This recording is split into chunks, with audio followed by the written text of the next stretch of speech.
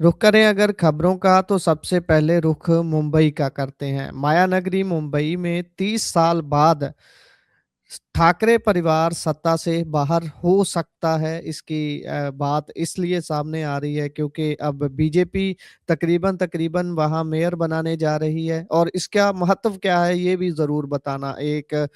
अगर हम एक शहर के मायानगरी के मेयर की चर्चा कर रहे हैं तो। देखिए, भारत की सबसे जो कह सकते हैं रिच, सबसे ज़्यादा अमीर जो नगर पालिका है, नगर पालिका कहना तो महानगर पालिका कहें तो ज़्यादा बेहतर है जी, और बीएमसी इसको कहा जाता है। जी, बृहन-मुंबई इसको महानगर काउंसिल कहा जाता है वैसे।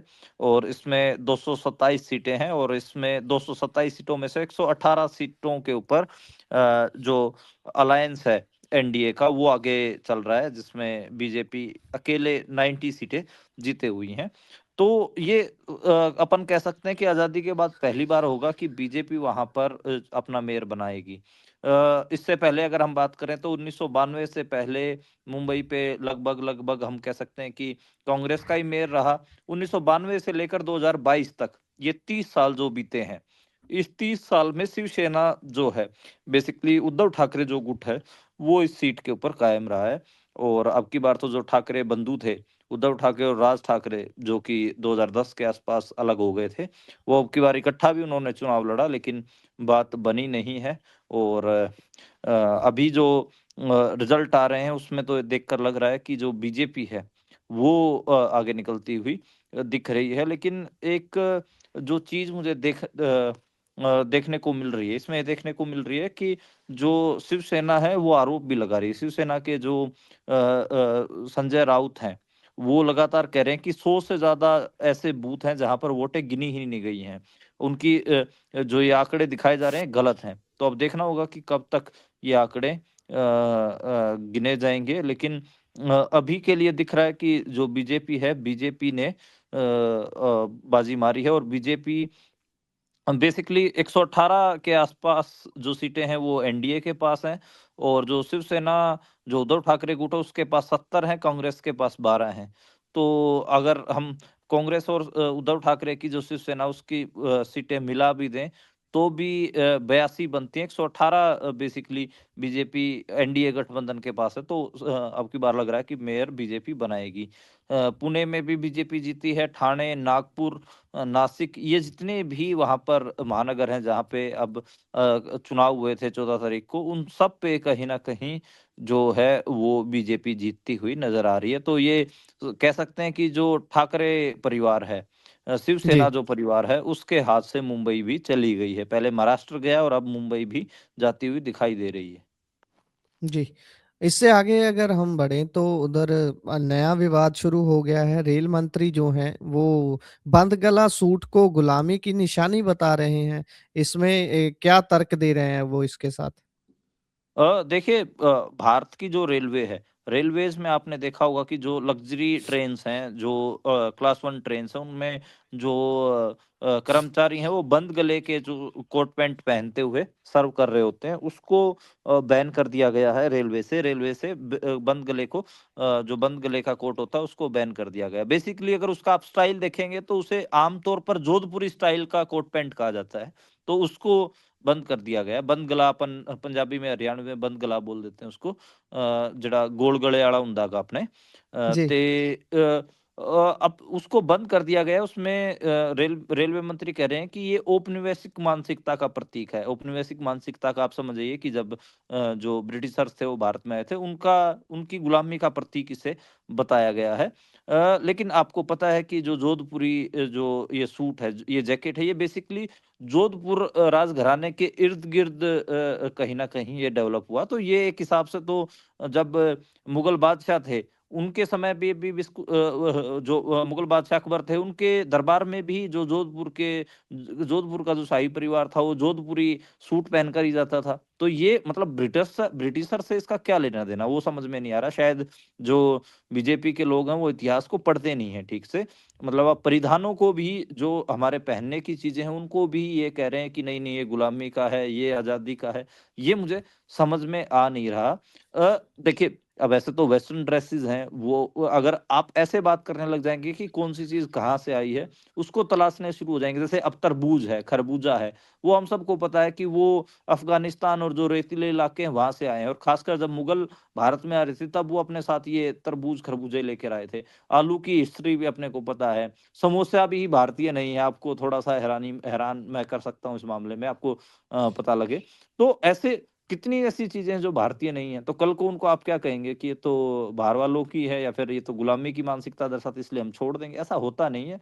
दुनिया एक ग्लोबल विलेज है, कहाँ तो हम बात करते हैं कि world is a global village जिसमें क्योंकि ग्लोबल विलेज इसलिए कह रहे हैं कि 90s के बाद जब से इंटरनेट आया है, तो हम तो एक-दूसरे के जो इंटरनेट जनरेशन है वो तो सारी इंटरनेट से फैशन कॉपी कर रही है, चीज़ें देख रही है। जी, अब बिल्कुल। कोई मैं आपको बताऊँ अगर मुझे जो कपड़े पसंद हैं, वो अफ़गानिस्तान के जो लिबास होते हैं, वो मुझे बहुत पसंद है। मैं उनके देखता रहता हूँ, उनके कलर, उनके रंगों की सिलेक्शन, उनके जूते मुझे उनके बहुत पसंद हैं। तो कल जी, को मतलब उनको कोई ये बोल दे कि आप ये जूते नहीं पहनेंगे क्योंकि ये तो भई जो आक्रांता थे, जो भारत के ऊपर आक्रमण करते थे, वो पहन के आते थे, तो ये ठीक नहीं है। ख़ैर चलो अब रेलवे का ये फैसला है, इनको इतिहास को ये कैसे देख रहे हैं, मुझे तो समझ में आ नहीं रहा। जो दुनिया है वो हम सबको पता सारी चीज़ें ऐसे ही इवॉल्व हुई हैं।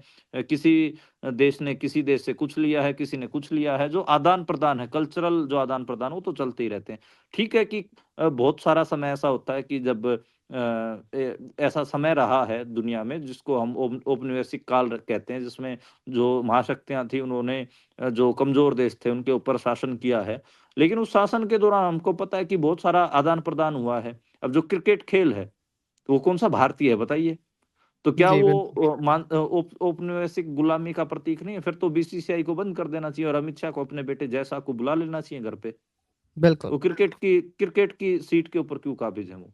तो मतलब ये कुछ होता नहीं है। जब आप एक चाहे युद्ध में हों या फिर आप किसी के शासन के अधीन हों, कुछ भी हो, तो कल्चरल आदान-प्रदान तो होगा ना, आप एक-दूसरे के संपर्क में रह रहे हैं। अब भाषा भी तो आई ना अंग्रेज़ी, वो इसलिए किस लिए जी, सीखी? क्योंकि अंग्रेज़ों को एडमिनिस्ट्रेटिव हमें गवर्न कर रहे थे, तो उनको चाहिए थी कि भई हमारे जो सहयोगी लोग हैं, जो हमारे सहयोग कर रहे हैं, हमारे नौकरियों में, वो अंग्रेज़ी सीखें ताकि हम ठीक से तालमेल कर पाएँ।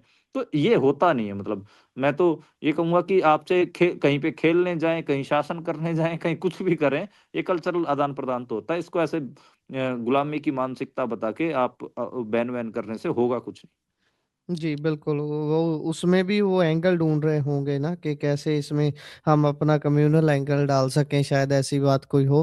ख़ैर इससे आगे बढ़े तो बीजेपी को 20 जनवरी को नया अध्यक्ष मिल सकता है और नए अध्यक्ष के रूप में कार्यकारी जो इस समय अध्यक्ष हैं नितिन नबीन, वही चुने जाने की तकरीबन तैयारी है। देखिए ये इसलिए हो रहा है क्योंकि जो आरएसएस है, आरएसएस ने बेसिकली डॉक्टर के लक्ष्मण को इनका नेशनल रिटर्निंग ऑफिसर घोषित कर रखा है और उन्होंने आज डाल भी दिया कि भई हम जो ये 19 जनवरी को जो नामांकन प्रक्रिया है वो पूरी कर लेंगे और उसके बाद फिर हम 20 जनवरी को चुनाव करवाएँगे। अब आपको पता है कि सिंगल एक ही नामांकन होगा, एक ही नॉमिनेशन होगा, वो नितिन नबीन का होगा। उनके सामने किसी को और दूसरे को नामांकन करने दिया नहीं जाएगा क्योंकि अमित शाह की पसंद के वो नेता हैं और नरेंद्र मोदी और अमित शाह उनको लेके आए हालांकि उनका कोई बहुत बड़ी हैसियत है नहीं उनकी हम सबको पता है कि वो कभी इतने मुख्य चेहरा भी नहीं रहे हैं लेकिन क्योंकि ये कोई ऐसे बड़े लोगों को तो अध्यक्ष या मुख्यमंत्री बनाते नहीं है आपको पता ही है कमजोर लोगों को बनाते हैं ताकि इन दोनों के इशारे पे चल सके अमित शाह और नरेंद्र मोदी के तो नितिन नबीन को 20 जनवरी को आप मान सकते हैं कि वो बीजेपी के नए पार्टी के अध्यक्ष साबित होंगे। अभी तो कार्यकारी हैं और फुल फ्लेज वो 20 जनवरी को बन जाएँगे। तो ये मुझे लगता है कि ठीक है, बीजेपी कहती है कि हम तो लोकतांत्रिक पार्टी चुनाव करके ही हम क्या बोलते हैं अपना अध्यक्ष चुनते हैं। लेकिन आप आपको हमको पता ही है कि कौन-सा चुनाव होने वाला, कुछ नहीं होने वाला। नितिन नबीन के अलावा कोई नॉमिनेशन भी फाइल नहीं करेगा। हुँ, जी, जी। इससे आगे बढ़ें तो उधर ममता बनर्जी बोल रही हैं कि जो बांग्लाभाषी मज़दूर बीजेपी राज्यों में पीटे जा रहे हैं पीटना नहीं ज़िंदगी देना धर्म है। ये इस पे बात कर रही हैं। देखिए उनका जो इश्यू है उन्होंने तो ठीक उठाया है क्योंकि हमको पता है कि जो बंगाली स्पीकिंग जो मज़दूर हैं उनको बांग्लादेशी कह के मारा जा रहा है। ये घटनाएँ हम गुड़गाँव में, दिल्ली में देख चुके हैं, उत्तराखंड में तो बहुत ज़्यादा देख चुके हैं, साउथ में भी कुछ घटनाएँ आई हैं, अभी पीछे झारखंड में भी हुई थी ऐसी घटना। तो ये जी, बड़ा अजीब है कि आप किसी भी मज़दूर को जो भाषी है, जो बेसिकली बंगाली लैंग्वेज बोल रहा है, उसको आप कूटने लगते हैं, उसको पीटने लगते हैं, मार देते हैं, कहते हैं कि आप बांग्लादेशी हैं। और कई जगह पे तो हमको पता है कि लीगल डिटेंशन्स में भी पुलिस ने काफ़ी दिन इन मज़दूरों को रखा है। अब मैं आपको इनकी स्थिति बताऊँ तो बंगला भाषी जो मज़दूर हैं, वो काफ़ी गरीब हैं, हम सबको पता है और माइग्रेंट तो बेसिकली गरीब ही होता है यार। और ख अगर बिल्कुल। वो ख़ासकर मज़दूर है तो। वो सब हमको पता है कि झुग्गी-झोपड़ियों में बेचारे रहते हैं, उनकी झुग्गी-झोपड़ियाँ भी जला देते हैं। जो बंगला ब भाषी जो मज़दूर हैं, बंगाली जो मज़दूर हैं, उनके खिलाफ जो कम्युनल एंगल ढूँढ रहे हैं। अगर देखिए बंगाली है और गलती से अगर वो मुसलमान है, फिर तो उसको बांग्लादेशी कह के पीटते ही पीटते हैं, ये हमने देखा है, इसमें कम्युनल एंगल भी है। खैर ममता बनर्जी को बंगाल की पॉलिटिक्स करनी है इसलिए वो अपने बंगला भाषी मज़दूरों का इश्यू तो उठाएँगी ही।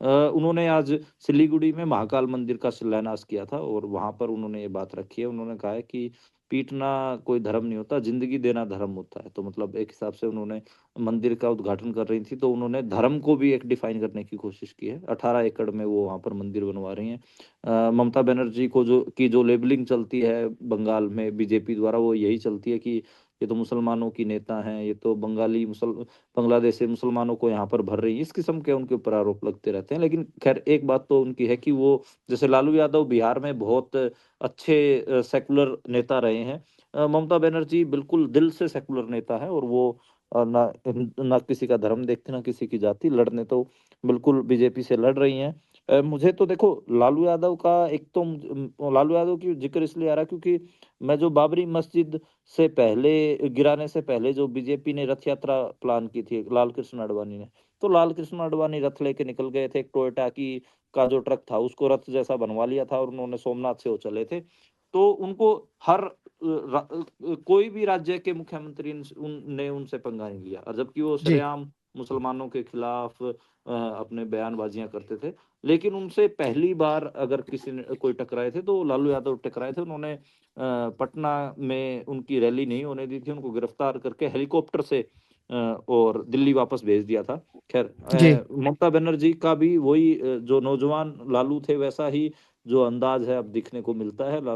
जो ममता बनर्जी हैं वो भी सड़कों पे लगातार उतरी रहती हैं और बीजेपी को बंगाल में काफ़ी टफ फाइट देती हैं। 2021 में उन्होंने अपना किला बचा लिया था। अब की बार काफ़ी टफ है क्योंकि पिछली बार अमित शाह वहाँ से अपने दाँत खट्टे करवा के आए थे और इस साल जो चुनाव होने जा रहे हैं 4 महीने बचे हैं अभी तो चुनाव के। तो 4 महीने बाद जो मई में चुनाव होने जा रहे हैं उसमें अमित शाह नहीं चाहेंगे कि उनके दोबारा से दाँत खट्टे हो। तो अब की बार टफ है मामला इसलिए ईडी, सीबीआई सब कुछ वहाँ पे एक्टिव कर रखा है। और वहीं से ही जो एक नैरेटिव है बीजेपी अमित शाह के भाषणों में आप देखेंगे बांग्लादेशी घुसपैठियों वाला जो नैरेटिव है, वो लगातार अपने मुँह से बोलते रहते हैं। जी। और इससे अगर आगे हम बढ़ें तो उधर यूपीए सरकार के 2 और कानूनों में बदलाव होने की तैयारी है। हाँ जी, जैसे पहले जो कांग्रेस यूपीए 1 के दौरान जो मनरेगा कानून आया था, Mahatma ji, Gandhi rural guarantee act, उसको तो इन्होंने बदलाव कर ही दिया, उसको जी राम जी बना दिया है। अब 2 और कानून हैं, शिक्षा का अधिकार, राइट टू एजुकेशन जो यूपीए ने दिया था और दूसरा जो फूड सिक्योरिटी एक्ट था। अब उनको दोनों को ही राइट टू फूड बेसिकली उसको बोला जाता था, खाद्य सुरक्षा कानून को। राइट टू फूड और राइट टू एजुकेशन को भी बदलने की तैयारी चल रही है। अब देखना होगा कि मतलब इनका नाम क्या रखेंगे लेकिन जो अगर बात करें कि एक जो नरेंद्र मोदी के इर्द-गिर्द की जो लॉबी है, खासकर उनके सलाहकारों की, वो तो उन्होंने तो सजेशंस भी माँगे हैं और इसको लेकर लिखना, पढ़ना भी शुरू कर दिया है। जी, हो सकता है कि जो अगले 2 कानून आएँ इनका राइट टू एजुकेशन को राइट टू फूड को जो बदला जाए, उसमें भी मुझे लगता है कि जैसे इसमें जी राम जी घुसा दिया गया, ऐसे ही उसमें भी कोई न कोई ऐसे हिंदूवाइज़्ड कुछ न कुछ हिंदुत्व से जुड़ी हुई चीज़ घुसा देंगे। तो देखना होगा कि करेंगे क्या? लेकिन मतलब ये शुरू हो गया है कि हाँ, राइट टू एजुकेशन और राइट टू फूड को भी बदलने की ये तैयारी शुरू कर चुके हैं। जी। और इससे आगे अगर हम बढ़े तो उधर इंदौर में राहुल गांधी की मीटिंग को मंजूरी नहीं मिल रही है। कैसी मीटिंग ये करना चाहते थे? क्योंकि इंदौर वो जगह है यहाँ पर बहुत सारी मौतें दूषित पानी की वजह से हुई हैं। हाँ, आपने सही कहा अभी दूषित पानी से वहाँ पर 24 मौतें हो चुकी हैं अभी तक और जो सैकड़ों लोग हैं वो अस्पतालों में भर्ती हैं। राहुल गांधी इन्हीं जो मृतक हैं, इन्हीं के परिवार वालों से मिलना चाहते थे, लेकिन उनको मीटिंग करने की मंजूरी नहीं दी गई है। अब उनको सिर्फ़ एक अस्पताल में जो अस्पतालों में भर्ती हैं, उन लोगों से मिलने का ही मौका मिलेगा और हालाँकि लीडर ऑफ अपोज़िशन है, लीडर ऑफ अपोज़िशन को तो हर एक जगह जाने देना चाहिए था ताकि वो पार्लियामेंट में कम से कम जो ये गंदा पानी पीने से जिनकी मौतें हुई, उनकी आवाज़ तो उठाते। लेकिन इंदौर की जो मध्य प्रदेश की जो बीजेपी सरकार उन्होंने उनको रोक दिया है, अब वहाँ पर कोई मीटिंग वगैरह वो नहीं कर पाएँगे। उन्होंने सिर्फ़ 1000 लोगों की मौजूदगी में एक मीटिंग करने की अनुमति माँगी थी, लेकिन वो नहीं दी गई है। अब वो सिर्फ़ अस्पताल में लोगों से मिलेंगे जो भर्ती हैं और उसके बाद वो वापस दिल्ली आ जाएँगे। तो भागीरथ पुरा में वो जाएँगे और वहाँ पर जो बॉम्बे हॉस्पिटल है, उसमें उनकी मुलाकात जो अस्पताल में भर्ती हैं, उन लोगों से होगी। मैं जैसे पहले आपको बताया था कि इसमें जो ज़्यादातर मरने वाले हैं, वो 50-55 साल से पार के लोग हैं क्योंकि उस उ वो एक ऐसी उम्र होती है जब आपके आपके जो शरीर है, वो गंदे पानी का जो अटैक आता है, वो नहीं झेल पाते हैं। जो नौजवान हैं ज़्यादातर उनको जो टाइफाइड जो बीमारी जिसको पीलिया बोलते हैं, 1-2 और बीमारियाँ होती हैं हैज़ा वगैरह और ओ इस किस्म की बीमारियाँ हैं, वो सब अपने इलाज करवा रहे हैं। तो बच्चों को भी इसमें काफ़ी नुकसान हुआ, बच्चे भी काफ़ी इस अस्पतालों में भर्ती हैं। जी। और इससे आगे अगर बढ़ें तो उधर हर की पौड़ी पे ये कुछ पोस्टर लगे थे। ये क्या पोस्टर थे और इसमें क्या लिखा हुआ था? इससे क्या हो सकता था? देखिए हरिद्वार में हर की पैड़ी है और हर की पैड़ी बेसिकली एक मतलब कहें कि शिव जी से जुड़ा हुआ शिव भगवान से जुड़ा हुआ उसको क्षेत्र मानते हैं और हरिद्वार को बेसिकली जो हिंदू लोग हैं वो कावड़ उठाने के लिए वहाँ जाते हैं और हर की पैड़ी से गंगा जल अपने कावड़ में भर के वहाँ से उठाते हैं और अपने गांव में आकर वापस शिव जी के मंदिर में चढ़ाते हैं। अब वहाँ पर नए बोर्ड लगाए गए हैं और वहाँ के जो हिंदू संगठन है उन्होंने लगाए हैं, उस पे लिखा हुआ अहिंदू प्रवेश निषेध क्षेत्र। अहिंदू मतलब गैर हिंदू। अगर आप गैर हिंदू हैं, अगर आप हिंदू नहीं हैं, तो आपको उस इलाके में आने की अनुमति नहीं है। उसमें चाहे आप बेशक से सरकारी अधिकारी हों या पत्रकार हो, नेता हो, कोई भी हो आप, वहाँ पर आपकी एंट्री बैन है। इस जो ये पोस्टर लगाए गए हैं, इनमें 1916 के एक्ट का हवाला भी दिया गया है और इसमें तकरीबन 12 जो पोस्टर लगाए गए हैं इसमें म्युनिसिपल एक्ट हरिद्वार का नाम दिया गया है इसको। तो देखते हैं कि इस पे मतलब वो वहाँ की सरकार क्या स्टैंड लेती है। लेकिन उनकी सरकार का स्टैंड तो हम सबको पता ही है। उत्तराखंड की जो सरकार है वो बहुत ज़्यादा हिंदुत्ववादी है और वहाँ पर मुसलमानों को लेकर, सिखों को लेकर किस किस्म की चीज़ें रहती हैं वो भी हमें पता ही है। अब ये गैर हिंदू में मेरे को ये समझ में नहीं आ रहा है कि ये सिर्फ़ इनका टारगेट मुसलमान है या फिर बौद्ध, जैन, ईसाई और सिख ये भी इनका टारगेट है, ये मेरे को थोड़ा-सा समझ नहीं आ रहा है। लेकिन जो ये बात कही गई है, ये बहुत अजीब है। मैं तो देखता हूँ कि जो बड़े-बड़े धर्म हैं, दुनिया का कोई भी धर्म हो, वो जी, उनके जो धार्मिक स्थान होते हैं, वो तो हर एक धर्म के लोगों को अपने यहाँ पर इनवाइट रखते हैं और बोलते हैं कि आप कोई भी किसी भी धर्म के हो, आप हमारे यहाँ पर आ सकते हैं। अब मैं मतलब अपने धार्मिक स्थानों के नाम लेकर शर्मिंदा नहीं करना चाहता क्योंकि जो इस पूरी दुनिया की ये रीत रही है कि कहीं पे भी किसी भी धर्म का धार्मिक स्थान हो, हर जगह पे हर धर्म के लोग जाते ही हैं। लेकिन ख़ैर अब ये जो किया जा रहा है ये बहुत खतरनाक है। मैं तो याद करता हूँ अपने पत्रकारिता के जीवन में मैं गुरुद्वारों से लेकर, मस्जिदों से लेकर और मंदिरों से लेकर कौन-सी ऐसी जगह है जहाँ पर मैं ना रुका हूँ, रातें ना बिताई हूँ। जहाँ पे भी जाते हैं हम आपको गुरप्रीत हम मैं जब ग्रामीण पत्रकारिता जब मैंने शुरू की थी तो उस समय बहुत ऐसा होता था कि कम पैसे हमें मिलते थे, तो संसाधन इतने होते नहीं थे, तो रुकना भी पड़ता था। मान लें किसी आप छोटे शहर में चले गए, वहाँ तो होटल भी नहीं होते हैं, सराय होती हैं और सराय जनरली हम सबको पता है कि किसी मंदिर की या फिर किसी गुरुद्वारे की या किसी मस्जिद की होती हैं, तो वहीं हम रात बिताते थे। तो कोई ऐसा नहीं बोलता था मस्जिद वालों ने कभी नहीं कहा कि भैया आप तो हिंदू हैं, आपको नहीं रुकने देंगे या आप सिख हैं, आपको नहीं रुकने देंगे या आप मुसलमान हैं, आपको नहीं रुकने देंगे। कहीं पे भी जी, कुछ नहीं हुआ। तो ये एक मेरे को लगता है कि कभी समझ में नहीं आया कि ये चल क्यों रहा है। ख़ैर जी, इससे बहुत मैं तो मानता हूँ कि बहुत नुकसान होगा। इससे पवित्र स्थान पवित्र नहीं हो जाएगा। पवित्र स्थान तो तब पवित्र होता है जब दुनिया के हर धर्म के लोग वहाँ पर पहुँचे और अपनी आस्था में डुबकी लगाएँ। गंगा जो नदी है, वो हर धर्म के लोगों की नदी है वो। जी, बिल्कुल। और इससे आगे अगर हम बढ़ें तो उधर दिल्ली की हवा इतनी ज़्यादा ज़हरीली हो गई है कि अभी वो सीधा-सीधा डेवलपमेंट पर असर डाल रही है। सड़कें बनाने तक रोक दी गई हैं, इससे क्या ज़ाहिर होता है? आप कह रहे हैं सड़कें बनाने, ड्रेनेज लाइन में ड्रिलिंग करने तक से रोक दिया गया है। तोड़-फोड़ भी नहीं जी, कर सकेंगे किसी भी किस्म की। तो जी, आप तो स सड़कें बनाने की बात कर रहे हैं। ग्रेप 3 जी, फिर से लागू करना पड़ा है और दिल्ली की हवा तो माशाल्लाह आपको पता ही है कि दिवाली के बाद से लगातार ज़हरीली चल ही रही है। और जी, बच्चों के ऊपर, बुज़ुर्गों के ऊपर काफ़ी उनके जो फेफड़े हैं उन पे काफ़ी असर आ रहा है। श्वास से जुड़ी हुई, साँस लेने से जुड़ी हुई जो बीमारियाँ हैं उनमें भी बढ़ोतरी देखी गई है और ख़ैर अ, ले देकर जो बात आती है वो अब तो अक्टूबर में जब बात चली जब तो सारा जो था प्रदूषण का आरोप वो पंजाब और हरियाणा के किसानों पर लगा दिया था। अब तो जी, नवंबर, दिसंबर और अब तो जनवरी चल रहा है, अब तो कोई ना कोई पराली जल रही, ना कुछ और हो रहा है। फिर भी ये लगातार जो प्रदूषण है इसके ऊपर कोई भी मुँह नहीं खोल रहा। उस समय ज़रूर हल्ला चलता है किसानों को बदनाम करने के लिए। अब कोई नहीं बोल रहा कि हमारी गाड़ियों से जो धुआँ निकल रहा है उससे हो रहा है। जो शहर की जो खराब मैनेजमेंट है उसकी वज़ह से हो रहा है। जो इंडस्ट्रियाँ पोल्यूटिंग जो इंडस्ट्रीज़ हैं, वो शहर के इर्द-गिर्द हैं, उनकी वज़ह से हो रहा है। अरे भाई, आप जो दिल्ली है, दिल्ली एनसीआर में नॉन पोल्यूटिंग इंडस्ट्री रखिए।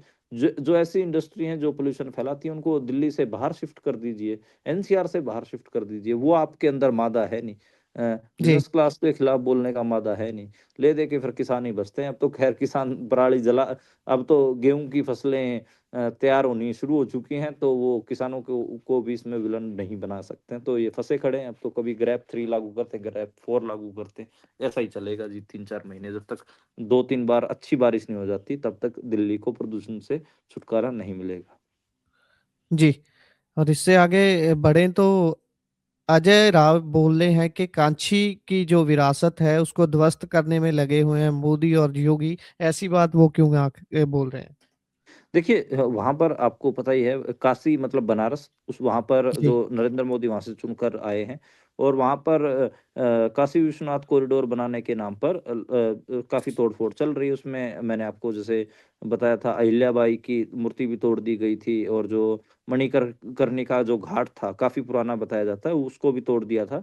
तो उसको लेकर अब वहाँ पर जो अजय राय जो कि नरेंद्र मोदी के खिलाफ चुनाव लड़े थे वो काफ़ी हमलावर दिख रहे हैं। अजय राय सिर्फ 1.5 लाख वोटों से ही चुनाव आ रहे थे, आपको बता दूँ और कई राउंड मतलब उन्होंने नरेंद्र मोदी को भी पीछे रख रखा था। ख़ैर, तो इस कॉरिडोर के ऊपर वो सवाल उठा रहे हैं जो वो काशी में 3 वट वृक्ष माना जाता था। 3 अक्षय वट वृक्ष थे, उनमें से 1 को भी काट दिया गया है। अब जो सोच के देखिए जो जो अक्षय वट वृक्ष थे, उनमें से भी 1 को काट दिया गया है, तो ये ऐसा कैसा कॉरिडोर बना रहे हैं?